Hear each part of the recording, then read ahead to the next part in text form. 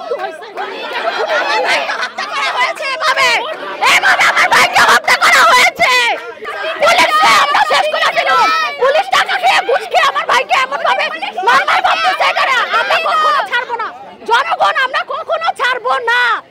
জুবায়েদ হত্যার মধ্যে কোনো কিছু হয় নাই, আমার ভাইদের হত্যার মধ্যে অবশ্যই আমরা আন্দোলন করে করে আমরা সেটা ফাঁসি চাই, ফাঁসি চাই, ফাঁসি চাই, কাঁদে যান, ফাঁসি চাই।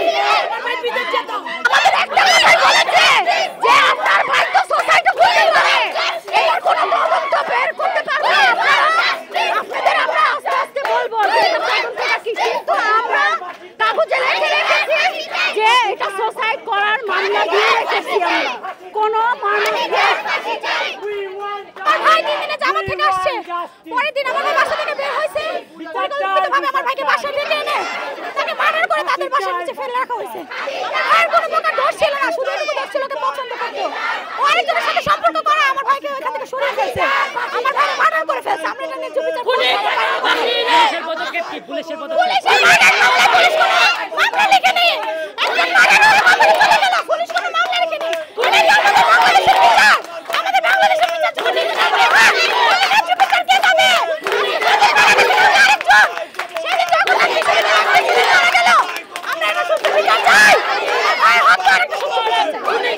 প্রশাসন আমাদের এখন পর্যন্ত মামলা নেয়নি, ওনারা বলছে যত পর্যন্ত পোস্টমর্টমের রিপোর্ট না আসবে অপেক্ষা করতে।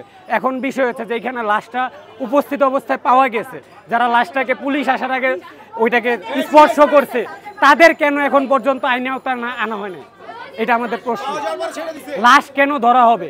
লাশ যেখানে ছিল সেখানেই থাকবে আইন অনুযায়ী। লাশটা কেন ওইখান থেকে সরানো হলো? এরপরে কেন ওই খুনি বাইরে থাকবে? লাশটা যে সরিয়েছে এখানে একজন তরকারিওয়ালা এবং হচ্ছে এই খাদিজার বাবা, এই দুইজন, খাদিজার বাবা এবং হচ্ছে গিয়ে একজন তরকারিওয়ালা, এই দুইজন ব্যক্তি লাশকে সরানোর জন্য লাশকে উপর থেকে নিচে নামানো হয়েছে।